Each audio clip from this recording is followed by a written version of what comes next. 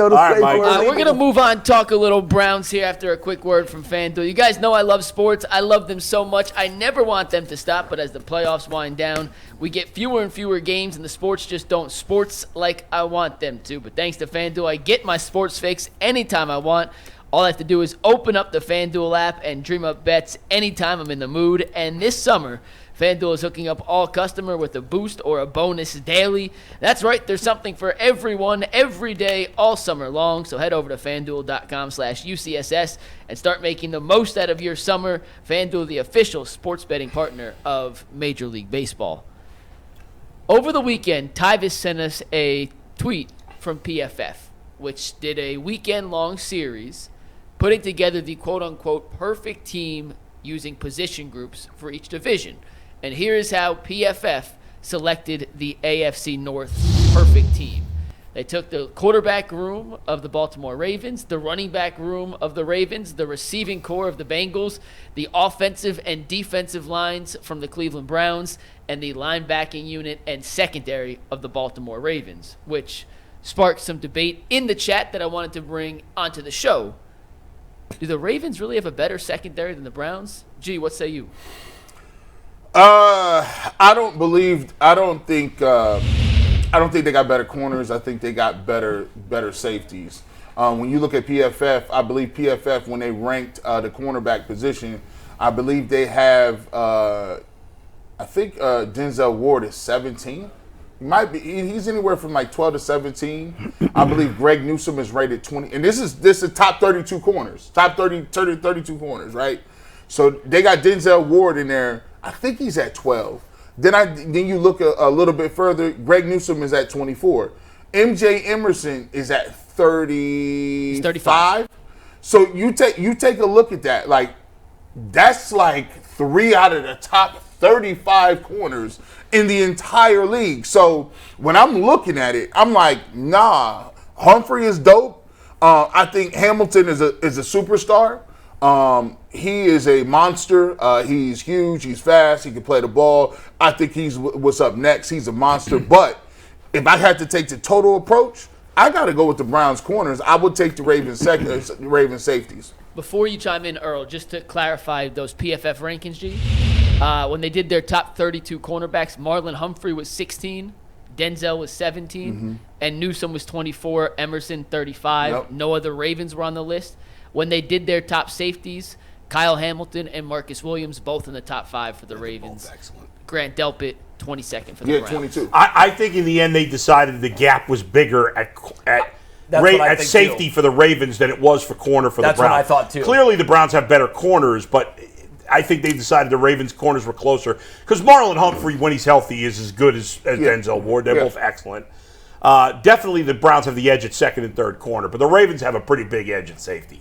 Their safeties are both very special. And that's exactly what I thought. And look, you're splitting hairs. Yeah, right. Like, okay, if the Ravens woke up tomorrow and they found out that the Browns secondary is theirs, and we woke up tomorrow and found out that the Ravens was ours, I think we'd both be fine with that. Yeah, right.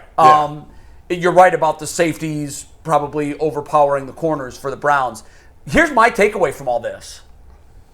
Where do the Steelers have an edge? Nowhere. Wait, before we get to the Steelers, I want to hear. When was the last time take. that could That's be true. Said? Before we talk about the other ones, Earl, what do you think about the secondary in particular? You're the only one that can chime in on that. I mean, I think everybody, when you look at it, G laid it out perfectly. The Browns have 3 of the top 35 corners in the entire NFL. They have 1 of the top 30 safeties in the entire NFL. What Baltimore has at safety is absolutely crazy. Hamilton G reminds me a little bit of Sean Taylor.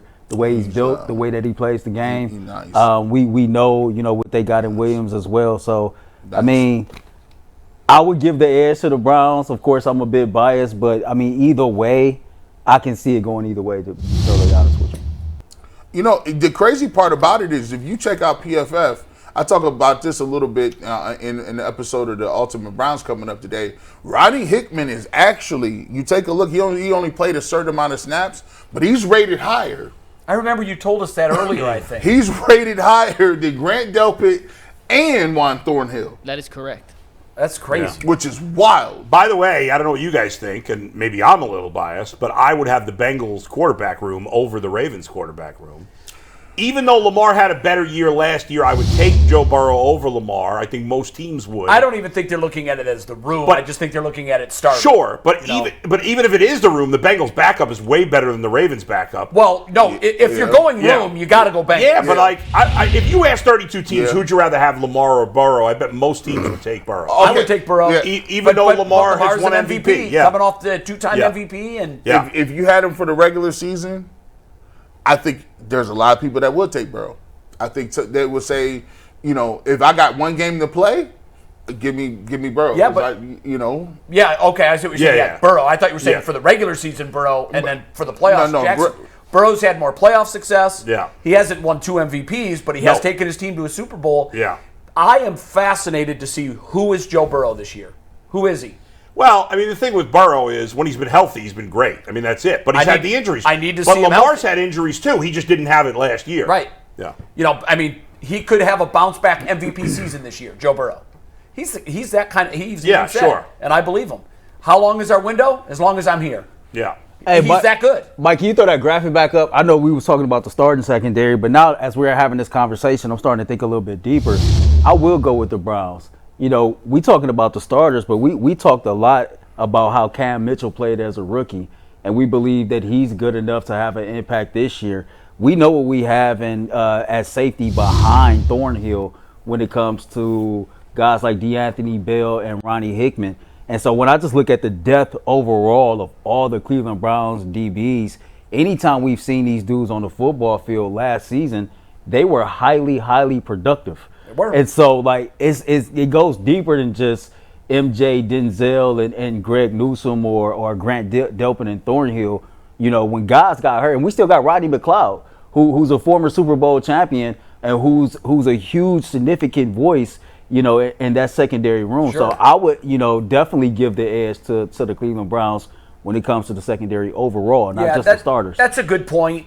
You look at the level of depth. You mentioned McLeod.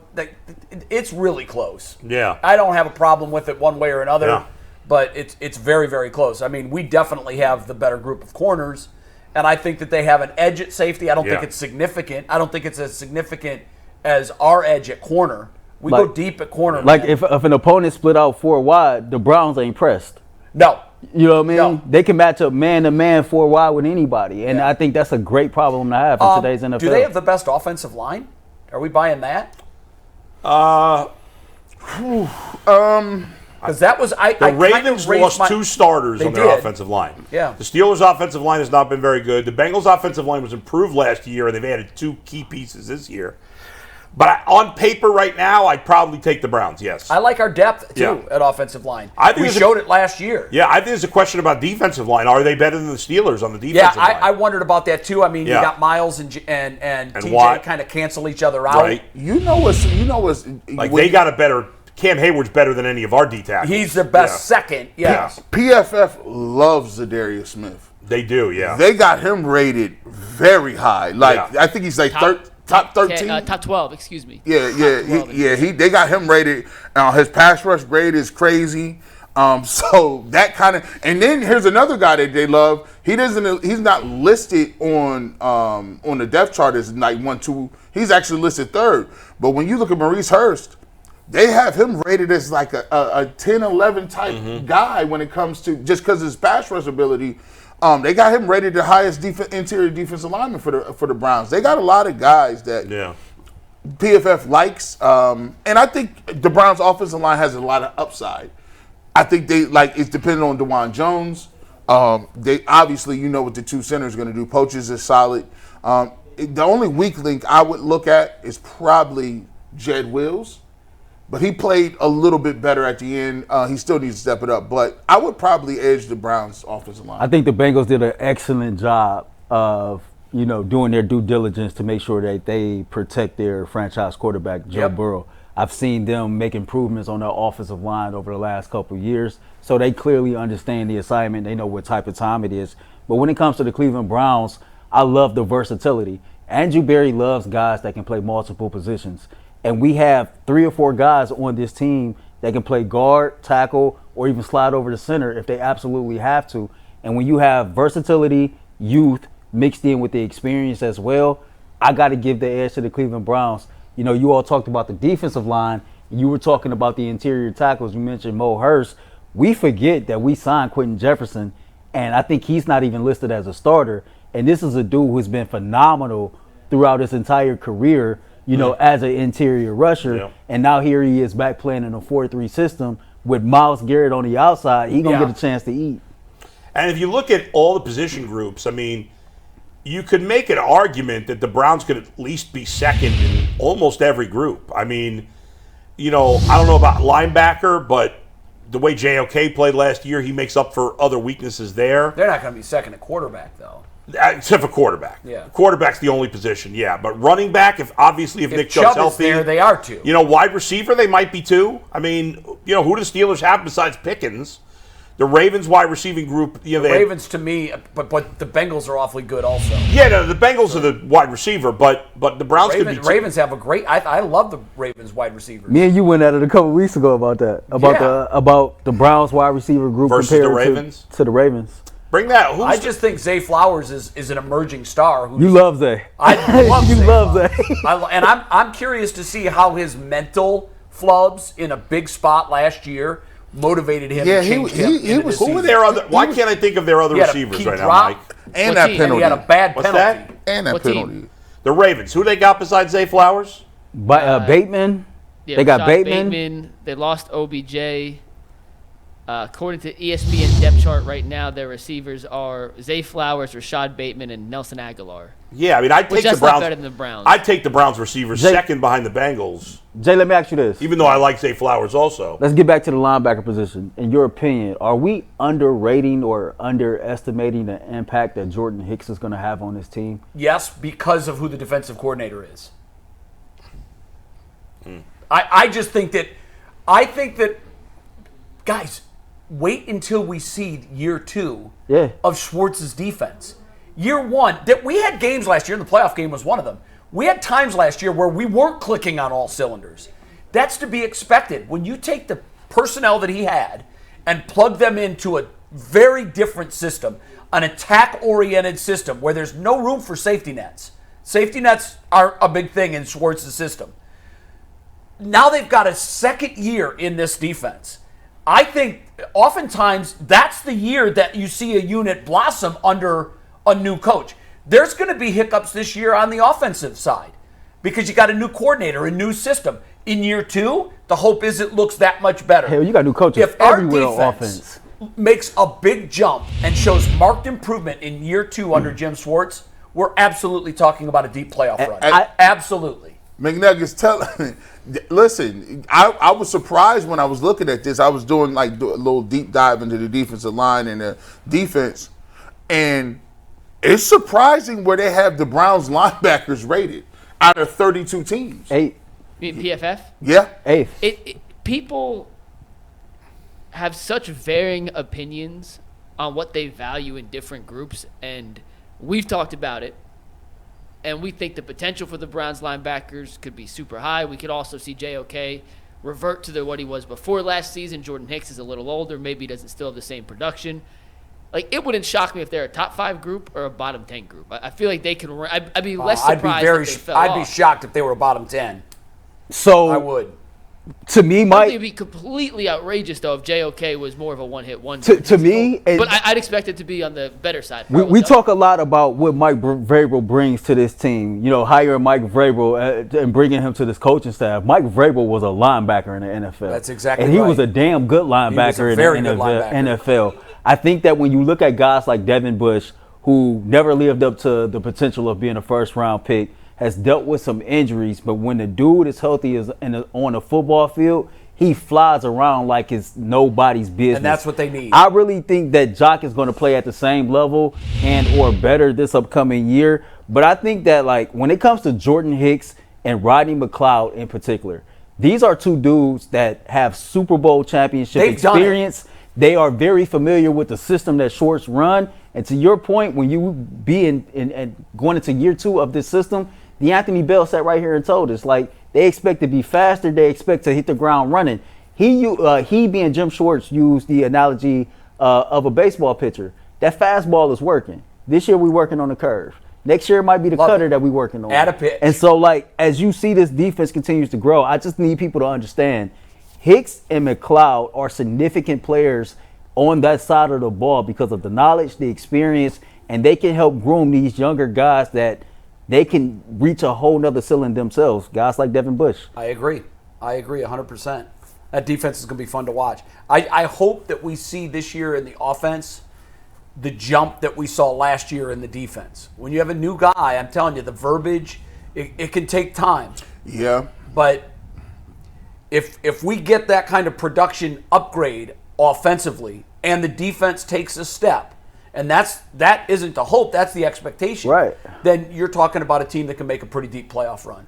Well, and then anything can happen. The defense has got to be more consistent because they played poorly on the road. They did. We can't have that again. The performance by the defense in the playoffs was embarrassing. I mean, they were hideous. And that was the sour taste. They in their need mouth. a couple wrinkles. I was doing a video, and one of the things is they play a lot of cover one. Cover one gets it done.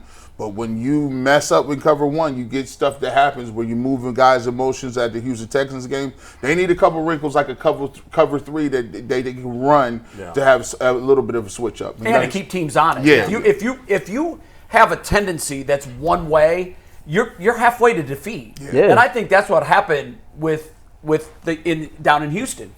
When they knew what we were doing, it wasn't a big surprise to them, and they were prepared for it. Mm-hmm. So you've got to your point, you've got to add a couple of pitches, a couple of wrinkles here and there. Yeah. Keep teams guessing. If they know what you're going to do, you're halfway defeated. And Myles Garrett, as great as he is, his play can't drop off in December. Great point. We've seen it every year, and he's the engine on that defense. I'm fine if he starts slow. I need him to be Myles Garrett in December, not September. Right. It's great that he's that way in September, but when you're just gathering stats, I need his sacks to make a difference. Yeah, to win games in December on the road. But in the end, guys, as it does with every conversation about the Browns, back to number 4. The difference between are they a playoff team or are they a Super Bowl team is Deshaun Watson. That's it. That's what simple. It comes down to. We know they're a playoff contender. They absolutely They're only are. a Super Bowl contender if Deshaun Watson's a good player again. That's the key.